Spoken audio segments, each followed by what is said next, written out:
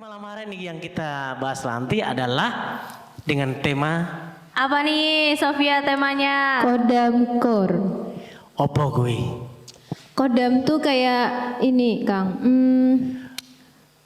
Opo? pelindung atau ini apa sih namanya Mbak? Pendamping. Nah, pendamping. Kodam. Dalam bahasa Jawanya. Kodam itu komando distrik militer ya. Daerah militer, Kodim ya, Kodam. Itu namanya Kodam, bukan Kodam. Kodam. Dodol bukan dodol ya. Malam hari dulur. Allahumma sholli ala sayyidina Muhammad. Allahumma sholli. Suwun Fatihah 3 kali nggih. Kepada para leluhur, para pejuang, para guru, para yai, para ulama, para umarok, para habaib, para santri yang sampun sumare. Wabil khusus orang tua kula lan panjenengan ingkang sampun sumare. Kita hadiah khusus suratul Fatihah, insyaallah beliau mendapat pangapura semua dosanya di dunia, diterima amal solehnya dan digolongkan umatnya Rasulullah tentunya yang muslim dan mendapatkan nikmat alam kubur dumugi yaumul qiyamah. Ila hadiniyah bil barokatil Fatihah.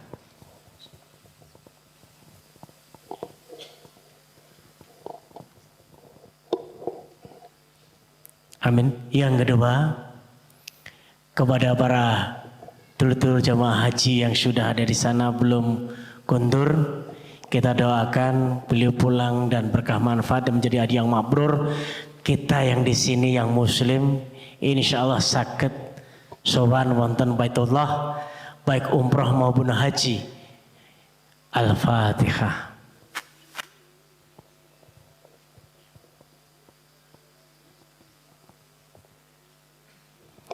Berikutnya adalah buat Indonesia, ya. Yang inilah ramai banyak foto di pinggir jalan. Sebentar lagi pilkada, pemilihan daerah, kepala daerah, semoga aman lancar dan para pemimpin yang nanti terpilih siapapun beliau sangat amanah dan menjadikan Indonesia menjadi negara yang lebih baik dari yang kemarin. Dan jangan pernah kita ya dulur bolo, konco, sederek, HP menjenengan lebih selektif dalam hal ngetik. Hati-hati nggih, jejak digital tidak akan pernah hilang. Maka kita doakan beliau menjadi orang yang hebat. Indonesia tidak hanya ditakuti dunia karena kehebatannya, tapi karena memang rakyat Indonesia tahu mana yang baik dan benar, dan Indonesia menjadi lebih baik dari yang sekarang. Al-Fatihah.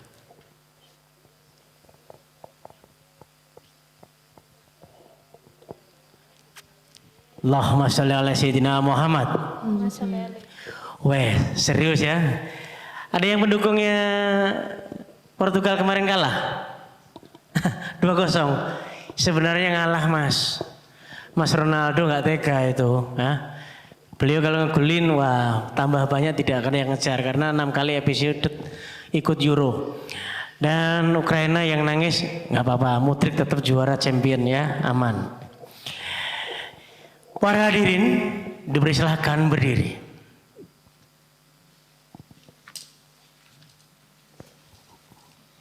Menyanyikan Indonesia Raya.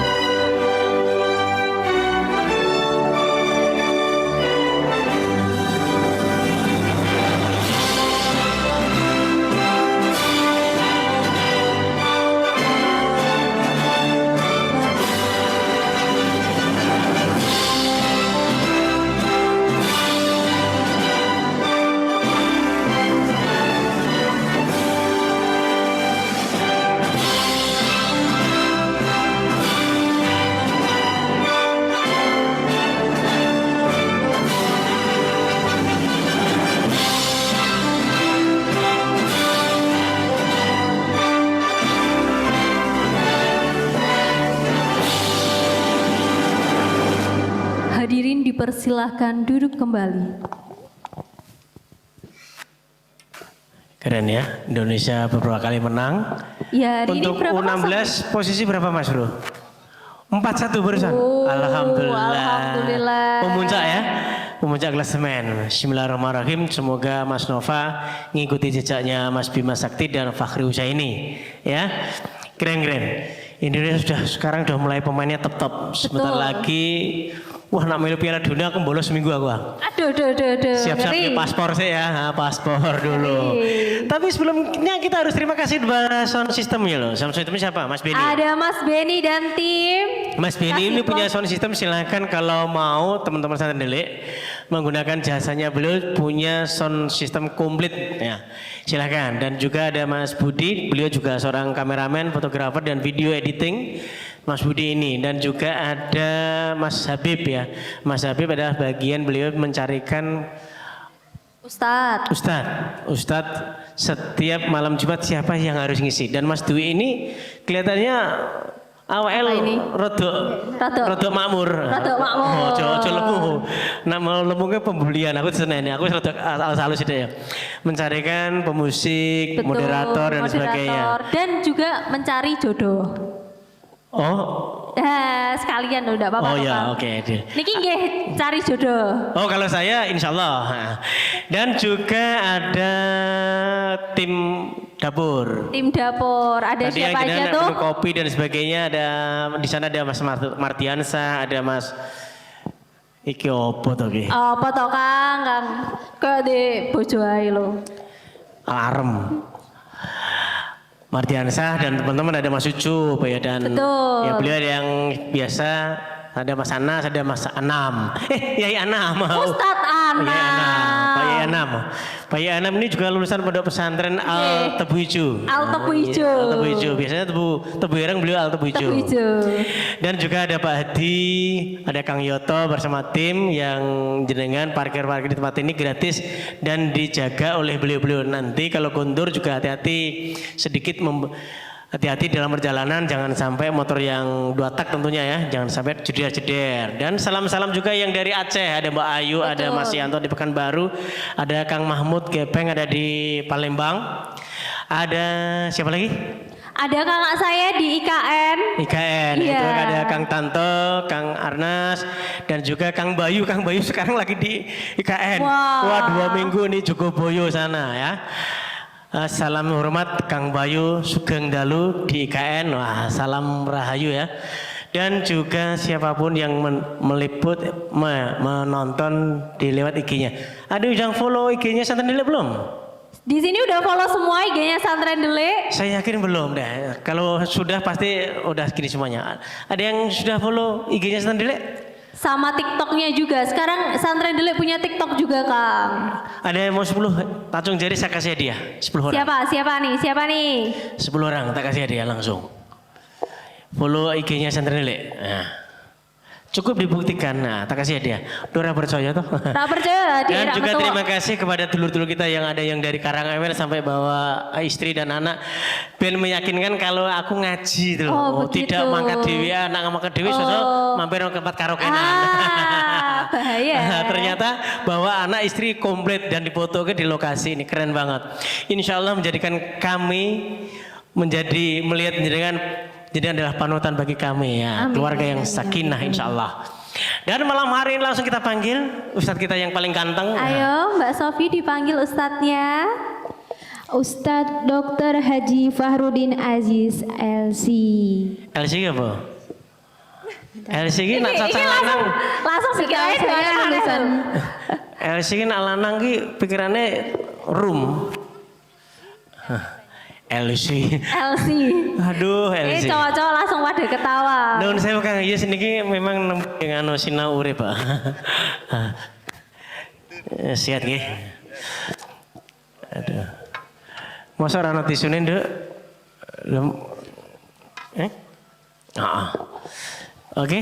Nah, Kang Yes. Sebentar lagi suruh loh Kang. Temanya rada seru Kang. Serem gambarnya we macan meripaten corong abang. Kemutan waktu di Lemurian. Lemurian orang Jawa mengatakan adalah Muria.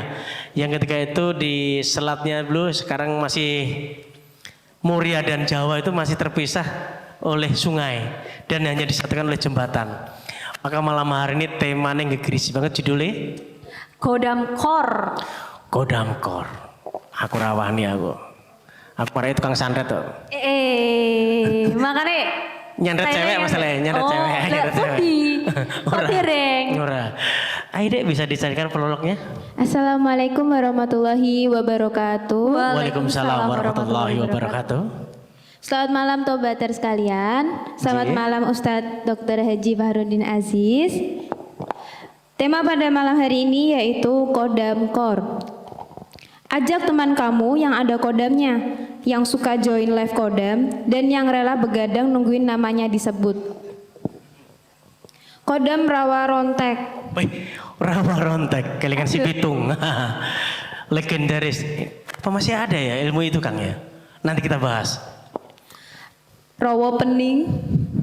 Rawaras boleh diajak. Kok kurang medok ya Kang ya? Iya, wong Rakwaras. Rakwaras. Rakwaras boleh diajak. Ada kodam ataupun tidak, semua boleh hadir. Kodamnya diajak tobat biar makin kompak sekalian. Sekutu, sejalan, dan setujuan. Sekutu. Sekufu. Sekufu, sejalan, setujuan. Ah. Astagfirullahaladzim. Ora apa-apa. Dulu enggak deg-degamu ambiarkan ono sing meh ngitbah. Yes terus kewe daripada. Kang Dur gimana bingung loh. Nganti Lanjut. kaget loh. Gitu ya. Daun jati di atas cemara. Cakep. Maka malam hari ini yuk kita ngaji dengan gaya biasa. Tepuk tangan untuk semuanya Tobatas yuk. Kang Ayis juga minta doa. Kang Ayis kebetulan Kang Agung sama Kang Evan ada di Baitullah. Beliau selalu melihat acara kegiatan santren delik. Salam-salam buat Kang Evan untuk jenengan dan para Tobatas. Moga-moga kulolan yang belum ke sana segera ke sana dan nanti titip doa. Kang Reza semangat sehat kembali segera bugar kembali dan hadir di tempat ini dan saya juga Kang Afif, Mbak Ima, Mbak Tantri dan juga pada ibu-ibu dan wabil khusus Ibu Lestari. Matur nuwun, di tempat ini kami sangat bahagia dan jalannya kegiatan jalan terus. Monggo.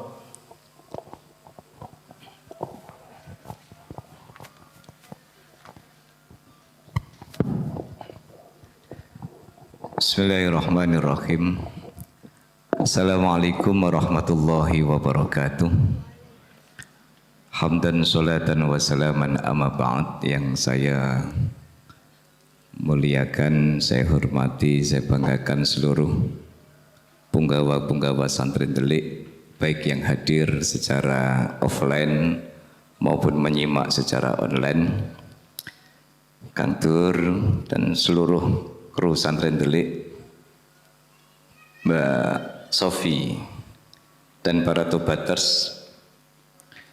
Alhamdulillah pada kesempatan malam hari ini kita bisa bersama-sama hadir dengan topik yang tadi Kang Dur sampaikan agak horor, rada wingit gitu, karena persiapan memasuki bulan Muharram yang di dalam mitologi Jawa itu biasanya dianggap sebagai bulan yang rada-rada horor.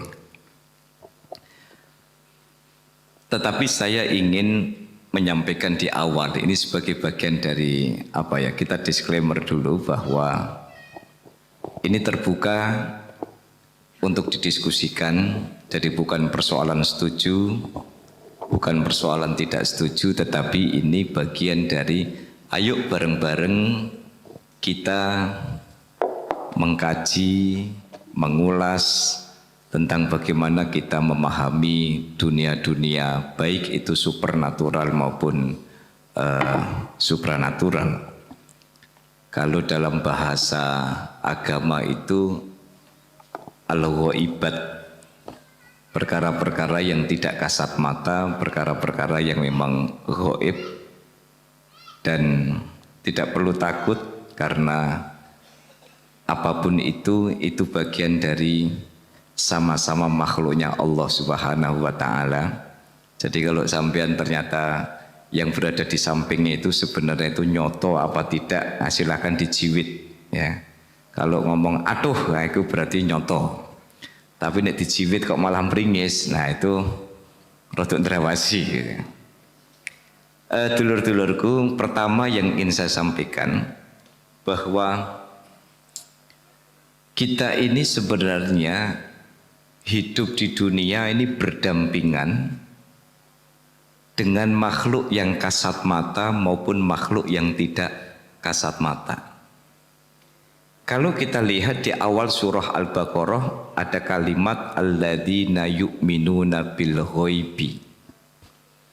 Dengan berbagai ragam tafsiran yang ada, al-ghaibi itu menjadi satu indikator bahwa keimanan, kepercayaan atau mempercayai bahwa ada makhluknya Allah yang tidak kasat mata itu nyata. Persoalan kemudian kita menamakan dengan jin, menamakan dengan syaitan, menamakan dengan iblis itu hanya persoalan nama. Meskipun Imam Al-Baghawi itu menyatakan bahwa sebenarnya syaitan itu bukan makhluk, tetapi syaitan itu adalah karakter.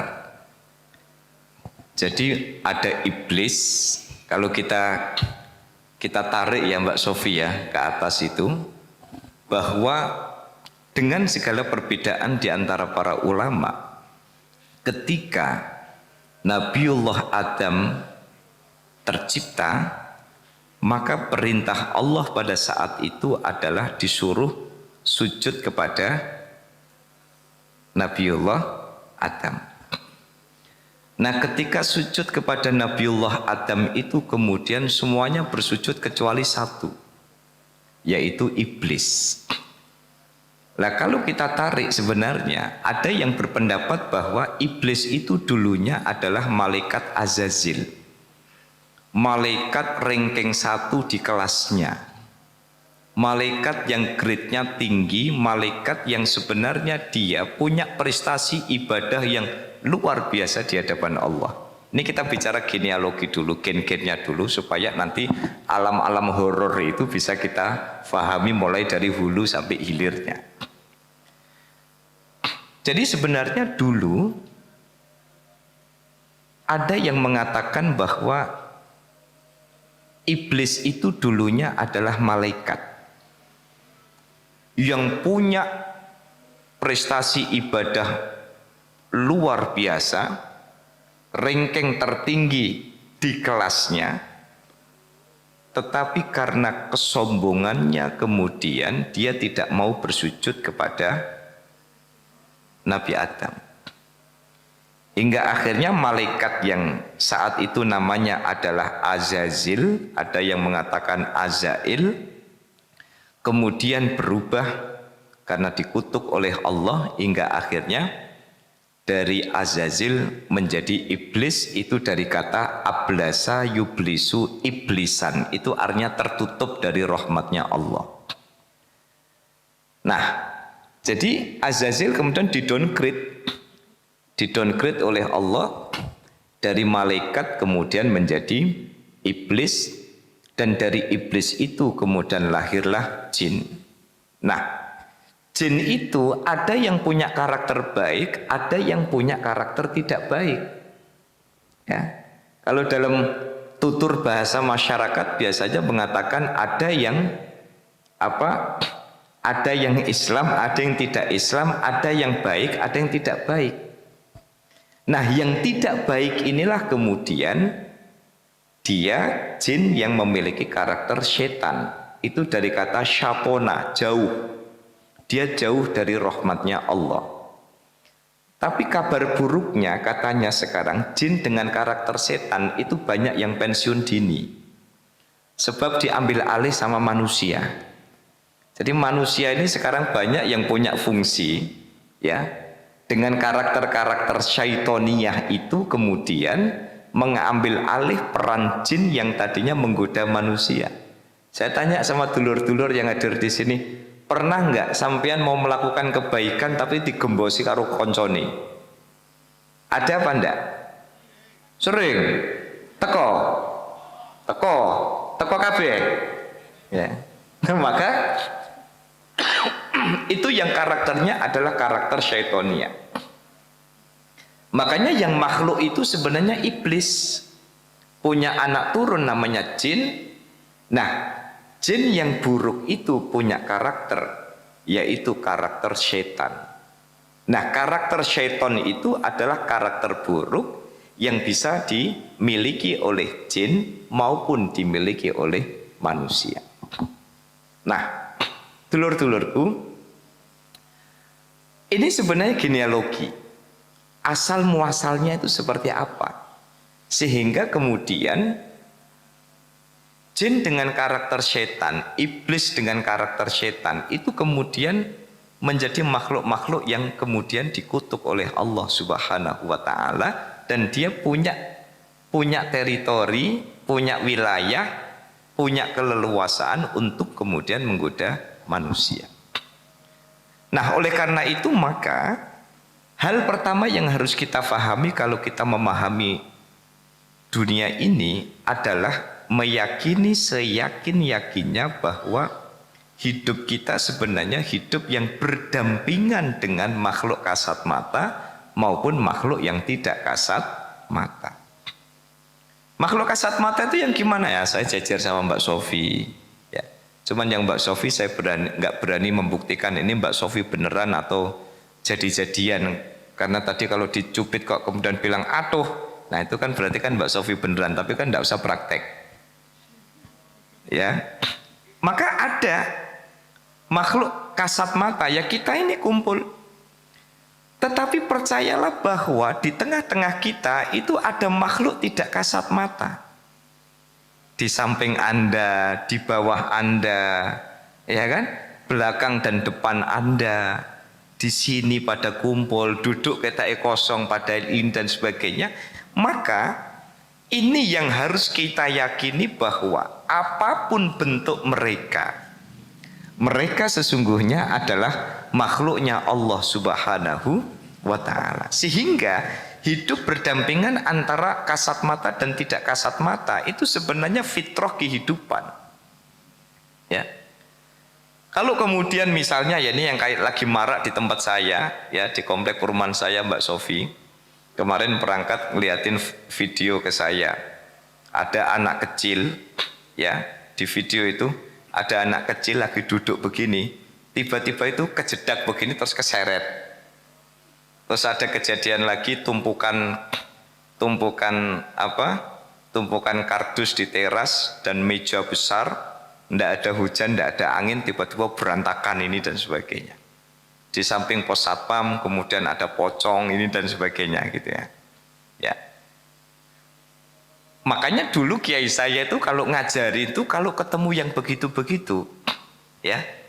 Misalkan nanti masuk kos-kosan kok terus loh aku ketok yang manggon dhewe kok arti kok iki ono rambut keriting misalnya gitu kan. Napa kok dong merintingnya apa sampean? Banyak yang ngekos, Ustaz. Oh, banyak yang Iya, ngekos. banyak. Oh. Ya. Ya wes nek wedi mulai engko turu bareng-bareng no kene. Ya. Insyaallah kopinya unlimited ya. Kopinya sampai subuh lah engko bar subuh balik Mbak Sofi. Maka dulu sampai ada yang punya bagaimana etika relasi kita dan komunikasi kita dengan makhluk kasat mata itu. Jangan buru-buru kalau ketemu yang begitu kemudian didongani. Ya. Jangan-jangan dia itu sebenarnya tidak ingin menggoda kita. Lah sampean malah nyerang dengan donga. Ya, begitu ketemu langsung maca ayat kursi. Ya, yang tadinya dia anteng-anteng saja. Lho ngaku kok ora pengen nyerang, ora pengen nakut-nakutin kok. Malah diwacano ayat kursi. Ayat kursi rak mempan malah diangkat no kursi misalnya kan. Ya kan? Maka salah satu etika relasi kita dengan makhluk-makhluk yang demikian itu diantaranya, saya ingat dulu redaksi yang diberikan oleh kiai saya. Aku makhluk Gusti Allah, kue makhluk Gusti. Nanti saya kalau perlu diterjemahkan nanti saya terjemahkan. Soalnya pakai bahasa Indonesia rasanya sudah beda lagi. Aku makhluk Gusti Allah, kue makhluk Gusti Allah. Aku gak ganggu awakmu, awakmu ojo ganggu aku. Damai ya bro, ya kan? Maka beda kalau kemudian begitu lihat, ya kan? Masuk kamar kos-kosan kok terus, lah kok ada wong dasteran misalnya kan? Dasteran misalkan ini kok dasterku dinggo misalkan. Ya. Maka jangan buru-buru kemudian Anda membacakan wah apal-apal donga saking dredege, ya kan? Sampai dongane ku Allahumma barik lana fi ma razaqtana, kok mangan bareng malah. Ya kan? Sing-sing ya kan begitu roh ya kan langsung ke poyo-poyo langsung Allahumma inni a'udzubika minal khubusi wal khabaisi. Yang malah melu mlebu ning kamar mandi malah kan. Nah, maka ini kita perlu memahami terlebih dahulu bahwa ini fitrah kehidupan, bahwa hidup berdampingan dengan makhluk kasat mata dan tidak kasat mata itu sesungguhnya adalah bagian dari relasi horizontal kita dengan sesama makhluknya Allah. Ya, saya tidak ingin langsung kepada bagaimana memahami khodam supaya pemanasan ini dipahami terlebih dahulu. Maka kalau kemudian ada istilah jalan tengkorak, ada istilah jalan angker, ya Mbak Sofia, ada jalan tengkorak, gambari tengkorak. Ya kan? Kan di jalan-jalan itu kan kadang rambu-rambu kan macam-macam ya Mbak Sofia. Ada apa namanya? Jangan jatuh di sini, rumah sakit jauh. Nah, kan ngono gitu kan? Ada jalur tengkorak karena banyak kejadian di situ. Dulu masa kecil saya itu ada film Si Manis Jembatan Ancol. Ya kan? Mungkin sekarang Si Manis Jembatan Besi. Nah, misalnya gitu. Maka sebenarnya melogikakan itu sebenarnya bukan persoalan-persoalan yang harus dianggap sebagai perkara mitos yang tidak ada. Ada. Saya mempercayai sepenuhnya di dunia ini tidak ada barang mitos, itu tidak ada. Yang ada adalah orang belum mampu menjelaskan itu secara baik. Kalau dalam bahasa di kampus itu belum bisa menjelaskan itu secara ilmiah. Misalnya, kenapa di situ ada jalur tengkorak? Ada banyak kecelakaan di situ misalnya, ya kan? Karena itu sebenarnya banyak faktornya. Di antaranya adalah satu, kita kadang tidak memahami bahwa mereka sesungguhnya punya alam sendiri. Contoh, makhluk gaib sejenis jin itu kan dia senangnya apa? Jin dengan segala variannya lah. Ono setan gundul, ono gundul-gundul pacul. Ya kan, kemudian ada kuntilanak, ada macam-macam. Maka sebenarnya kalau kita kembali kepada sejarah Nabiullah Sulaiman alaihi salam, makhluk-makhluk yang demikian itu kan senang menempati apa? Satu, pohon besar. Dua, rumah yang tidak ditempati. Atau tiga, ditempati tetapi lembab. Ya. Empat, kemudian sungai dan di bawah sungai. Kalau kita bilang di bawah jembatan. Ini kan tempat-tempat favorit mereka. Sebagaimana Anda juga punya tempat-tempat favorit untuk selfie. Betul enggak? Loh, kalau kemudian tempatnya mereka tiba-tiba sampean ganggu. Maka kalau saya melihat ada tradisi. Misalnya ada tradisi orang mau nebang kayu, lalu selamatan terlebih dahulu. Saya tidak buru-buru menyimpulkan itu sebagai perbuatan syirik. Wong tidak menyekutukan Allah kok, hanya mempercayai bahwa makhluknya Allah yang bernama jin, makhluknya Allah yang dari ras kuntilanak, genderuwo dan lain sebagainya, itu kebetulan menempati daerah situ. Maka kalau ada orang motong atau nebang pohon kemudian selamatan dulu, atau ada kalau orang Jawa di kampung saya itu ada tutur, "Mbah, aku meh negur kayu iki, njaluk tulung awakmu pindah ya Mbah." Maka konstruksi-konstruksi kalimat begini tidak perlu kita buru-buru mengatakan syirik, mau nggak menyekutukan Allah kok. Kecuali kalau dia mengatakan, Mbah, kira-kira sesuk nomor sing metu piro Mbah? 46. Lah, kalau yang kemudian pertanyaannya demikian lain cerita. Mbah, aku jodohku susah Mbah. Bodoh.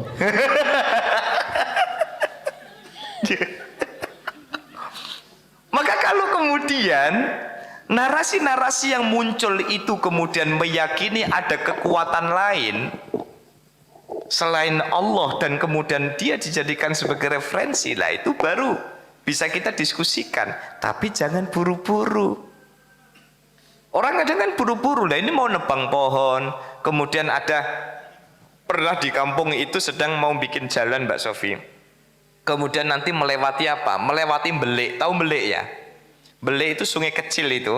Lalu kemudian di situ dilakukan acara doa bersama. Maka melihat fenomena yang demikian itu kemudian jangan buru-buru menyimpulkan bahwa ini perbuatan syirik.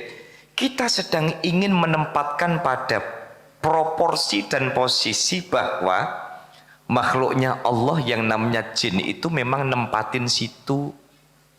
Siapa tahu kalau memang tidak pernah lihat, siapa tahu ya Belik yang mau dijadikan diratakan jadi jalan itu jangan-jangan di situ ada penghuninya.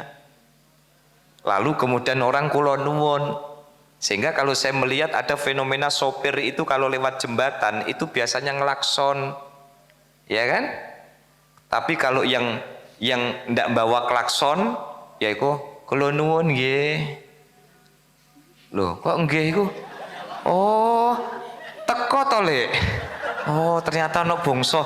Loh, ini mambune langsung anu, Mbak. Langsung mambu sengur iki, Mbak. Ya. Oh, dari tadi nih. Iki saka kandang gitu ya.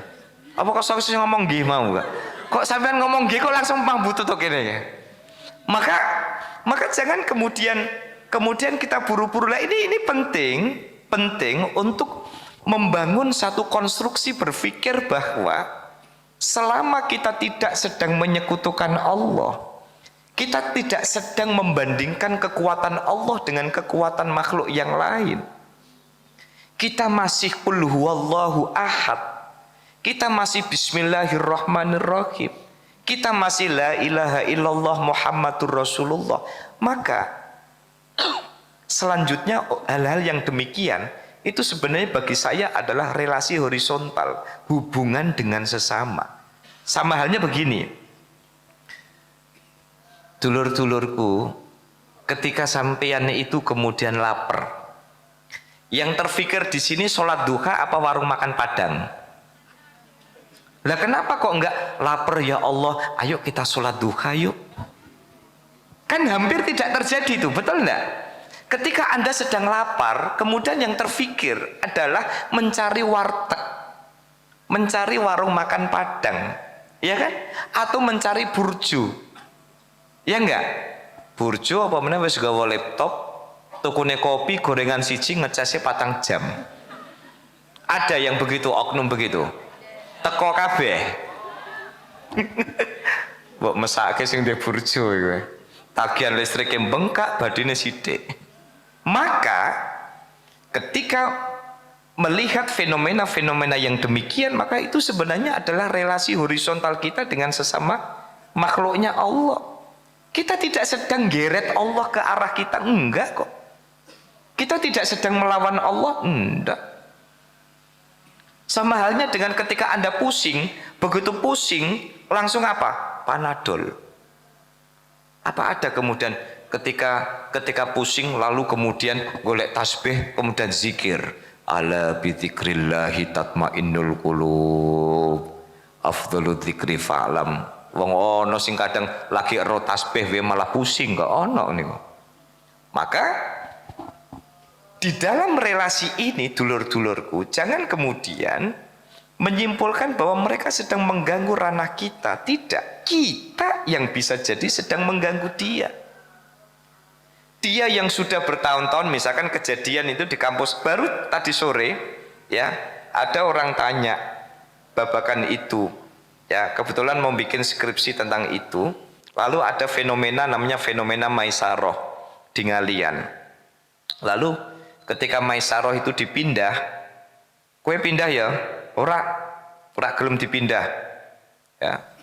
Lah terus, lho ngaku gedung iki urung ngono, aku atusan tan wis ning kene kok. Enak wae mindah-mindah, gak gelem dipindah. Akhirnya apa? Win-win solutionnya. Akhirnya kemudian negosiasinya adalah ya sudah, awakmu gak dipindah, tapi tulung ojo ganggu. Karena anak buahnya cilik-cilik wakeh mas. Gara-gara apa? Siang-siang saya waktu ketemu dengan orang tua, ngajak anaknya mau kursus di salah satu lembaga. Kemudian apa? Anaknya itu bilang ndak mau. Kata. Saya tanya sama ibunya, kenapa putrane jenengan kok bilang ndak mau? Ibunya kemudian cerita, iya pak, anak saya kalau bilang tidak mau, itu tandanya ada yang mau ngajak salaman, tapi repote nek bar ngajak salaman, engko melu ning omah kabeh. Jadi di belakang rumahnya kemeriak cilik-cilik itu, jarine gundul tapi ana kuncirane. Kan kok Shaolin. Sampeyan iso bayangno, ya kan? Cuma niku iso kungfu ora lah, saya tidak tahu itu. Nah, dites aja itu. Nah, maka berdamailah. Alam tidak kasat mata itu bukanlah mereka yang semata-mata ingin mengganggu kita, tetapi justru kita bisa melakukan koreksi. Jangan-jangan kehadiran mereka itu justru tidak nyaman karena ketika kita membangun rumah, ketika kita sedang melebarkan jalan, ketika kita sedang menebang pohon, kita sedang mengganggu tempat yang sebenarnya sudah didiami oleh makhluknya Allah yang tidak kasat mata itu. Nah ini ada etika relasi dengan makhluk-makhluk yang tidak kasat mata. Nah itu. Sehingga kalau kita sudah melihat begini, lalu ada pertanyaan-pertanyaan yang nanti kita bisa diskusikan bersama. Lalu khodam itu apa Pak? Khodam itu kalau Anda lihat dari sisi terminologinya, istilahnya khodam itu kan artinya melayani kan. Khodam itu melayani berarti apa? Berarti orang mencari pelayanan melalui makhluk-makhluk gaib, jin misalnya. Lalu muncul pertanyaan, bagaimana hukumnya orang kemudian menggunakan jasa, jangan-jangan saya tidak tahu, pernah dengar nggak ada outsourcing khodam? Belum pernah dengar ya? Ini peluang pekerjaan. Ya. Lebih mawon mireng Kang. Ya, misalkan misalkan CV apa Mbak misalkan.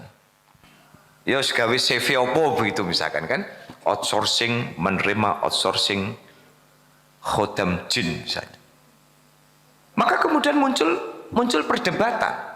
Ada yang mengatakan bahwa menggunakan jasa jin itu tidak boleh. Kenapa? Karena menggunakan jasa dari makhluk-makhluk yang tidak kasat mata.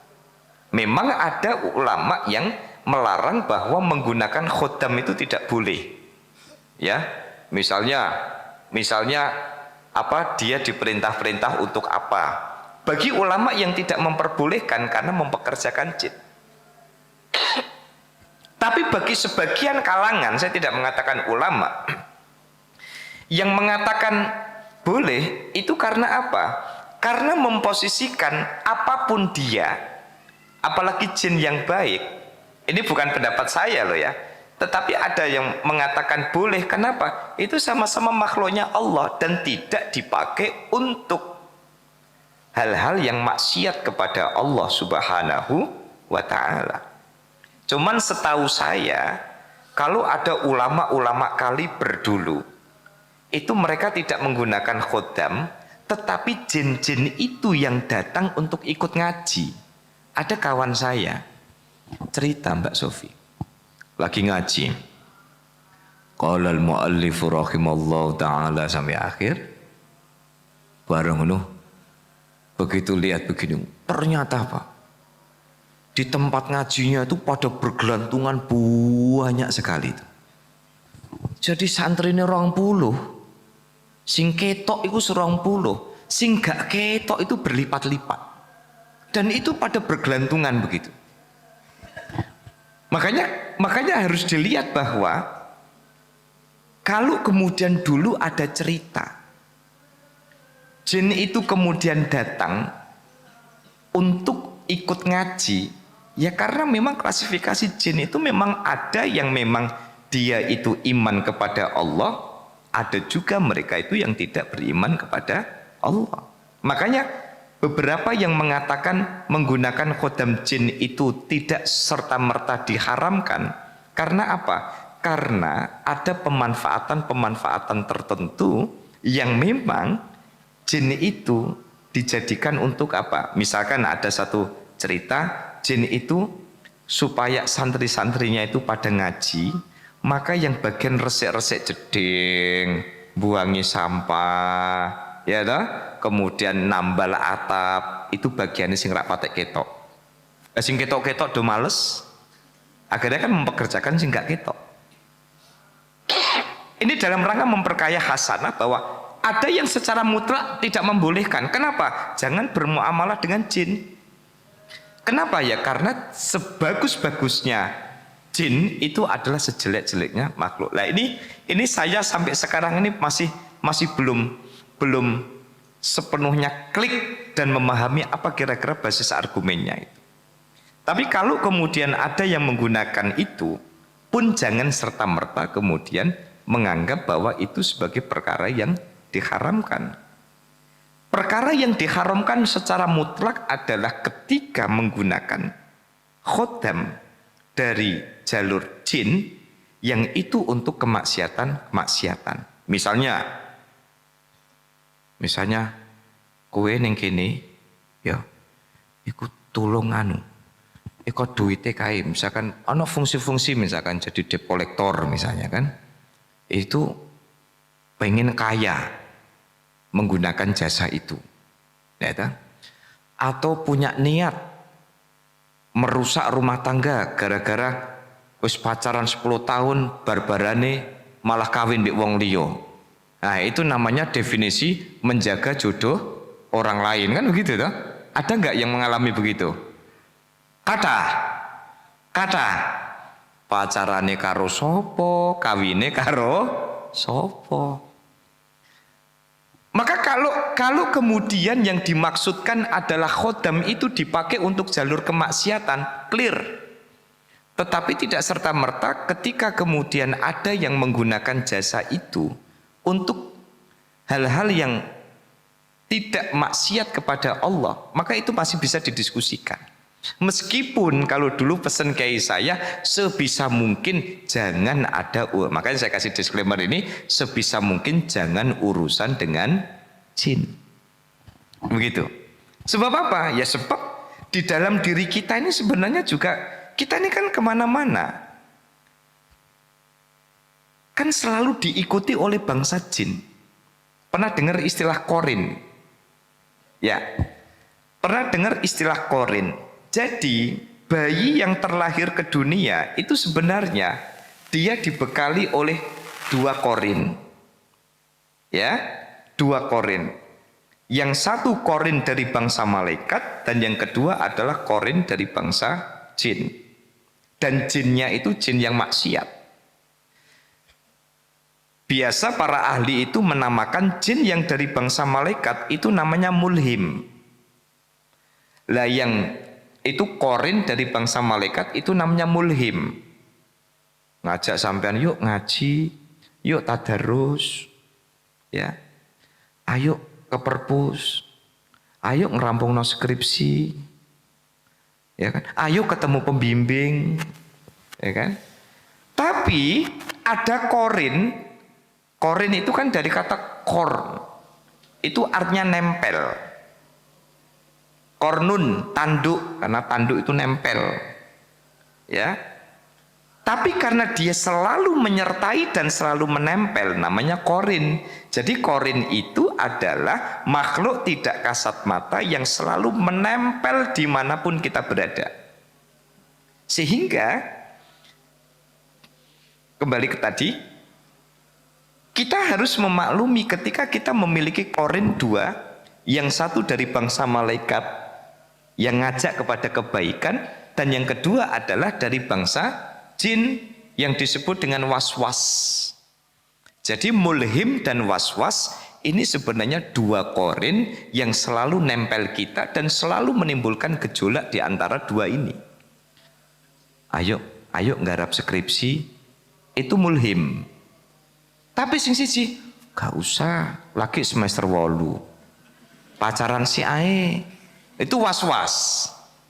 Ya. Sing mulhim bilang apa? Jangan pacaran, langsung dihalalkan saja. Tapi was-was, ojo. Duwe bojo mikir koyo. Ora enak, wis pacaran wae. Happy-happy, ora seneng, bosen, putus. Itu was-was. Nah, di dalam diri kita itu ada dua korin ini yang selalu beradu kekuatan antara satu mendorong positif dan yang satu mendorong negatif. Dan ini nempel di kita. Makanya kalau kemudian korin itu selalu menyertai kita, membersamai kita, maka ya tinggal yang kuat itu mulhimnya apa waswasnya. Yang kuat itu malaikat waswas atau malaikat mulhim ataukah jin yang waswas. Korin. Nah, jadi korin dari malaikat atau yang disebut supaya singkat, jadi korinnya yang kuat ini apakah dari bangsa mulhim malaikat ataukah dari bangsa jin yang namanya waswas itu tadi. Maka ini perdebatannya akan selalu ini. Sehingga di mana letak keadilan Allah? Kita itu sudah dikasih dua kok. Ibarat baterai, tinggal mana yang baterainya sering Anda cas sehingga kuat, ya. Apakah nanti mulhimnya yang akan kuat ataukah waswasnya yang akan kuat ini? Nah, sehingga dulur-dulurku, disinilah kemudian kalau kita bicara tentang alam tidak kasat mata ini, kita sudah mengenal tadi bagaimana cikal bakal iblis, jin dan lain sebagainya. Bagaimana kita bisa memahami pergolakan antara mulhim dengan waswas, ya toh? Kemudian bagaimana kemudian orang menggunakan jasa khodam dengan segala pengertiannya tadi. Sehingga muncul kemudian di dalam teori tata ruang bahwa kita ini sebenarnya hidup ya berdampingan itu. Ya. Ketika hidup berdampingan itu, maka kuncinya adalah berdamai, bahwa hidup berdampingan itu pun perlu untuk membangun relasi harmoni. Maka bagi saya, ketika kemudian ada tempat angker, ada pohon ini ditebang, sing nebang loro ini, ndak usah buru-buru mengatakan bahwa ini akibat perbuatan. Ndak usah buru-buru, ini bukan bicara ideologi kok. Ini bicara relasi sesama makhluknya Allah Subhanahu. Lah wong sampeyan misalnya untung wae ning gone santren ndelik iki sandale rak dicopot, Kang. Nggih. Adik kira-kira mangkat nganggo swalo, balik-balik nganggo iger. Itu kira-kira sing swalo untuk iger seneng enggak? Kehilangan kan. Nah, iger untuk swalo kira-kira seneng enggak? Lo ngomel-ngomel. Nah, oleh karena itu maka saya berharap maka alam-alam khodam, alam korin, alam tidak kasat mata ini harus diarahkan kepada konstruksi berpikir bahwa ini hanya bicara relasi. Ini hanya bicara interaksi horizontal kita dengan sesama, sehingga ini menyemangati kita berbuat baiklah kepada alam, berbuat adillah kepada sekitar, berbuat adillah kepada sesama makhluk Allah, maka akan tercipta satu relasi harmoni. Yang terakhir, maka membahas khodam saya kira tidak sesimpel hanya bicara boleh dan tidak. Karena bicara khodam itu adalah bicara tentang bagaimana menempatkan makhluk tidak kasat mata itu sebagai bagian di dalam kehidupan kita. Selama tidak maksiat kepada Allah, maka terbuka untuk didiskusikan terkait dengan bagaimana menghukumi orang yang menggunakan khodam. Maka bedakan, kalau khodam itu bersifat eksternal, tapi kalau korin itu bersifat internal, bahwa yang membersamai kita. Makanya saya pernah cerita sama Kang Dur pas dulu ke rumah pulang pas tarhim subuh ya Kang. Nah itu Kang, saya kayak belum cerita sama Kang Dur. Jadi saya itu ada kejadian aneh di teras rumah saya itu. Kalau ada orang bertamu jam 1 hurung mulih, itu banyak iklan. Terakhir itu saya kedatangan tamu gondrong, dikuncir. Pas ngobrol itu begini bolak-balik. Saya bilang, "Napa Mas?" "Ngapunten. Napa teng mriki wonten bangsa-bangsa halus." "Lah napa toh? Lah rambutnya kula dijambaki terus kok." Ya kan? Rambutnya kula jambaki terus. Saya sih welcome saja, mau sampai subuh juga nggak apa-apa. Cuman aku batin biasanya jam sisi rak mulai. Lah Kang Dur iki aman-aman sampai subuh. Bukan Kang Dur sing wedi, konone sing wedi karo Kang Dur. Gitu loh. Makanya sampai Kang Dur itu sampai jam 4 itu aman damai sentosa. Lah ini hal-hal yang begini ini kan kemudian kita pahami bahwa ini kita tidak sedang ya menggeret Allah itu ke dalam ranah kita dan kita pertentangan dengan kekuatan. Enggak. Ini hanya seperti kita berinteraksi dengan yang kasat mata dan juga yang berinteraksi dengan yang tidak kasat mata. Saya kira ini nanti kita bisa diskusikan. Matur nuwun Kang Dur. Assalamualaikum warahmatullahi wabarakatuh. Waalaikumsalam warahmatullahi wabarakatuh. Udah paham Dek? Kalau guyonan-guyonan ini kalau orang Jawa apal banget. Ada kembang setaman, kembang telon, ada menyan dan sebagainya. Kalau di Jazirah Arab saya belum pernah ke sana Kang, jadi nggak bisa cerita. Kalau orang Jawa itu mengenal namanya ngerti saka sangkan paraneng dumadi dengan cara kapitayan mungkin lebih dipahami. Kalau dulur muslim pasti sangka sangkan paraneng dumadi sedulur papat limo pancer ing jagat sejati. Jagat sejati ya imane kula, imane jenengan. Makanya tadi kalau Korin yang bicara, halah ngopo. Nah, gitu. Guyonan-guyonan ini makan malam hari ini mungkin lebih suruh lagi, tapi ada satu tembang deh yang akan dinyanyikan oleh Dek Salma. Lagunya apa Dek? Biasanya ada permintaan dari Karangawen, lagunya Selendang Biru. Iya, karena dia pernah dimarahi sang kekasihnya gara-gara selendang biru. Ada toh, bisa toh? Oke, satu selendang biru dia kasih dang. Waduh, selendang merah aja ya. Jangan, itu kebaya. Oh iya. Iya kan? Oke.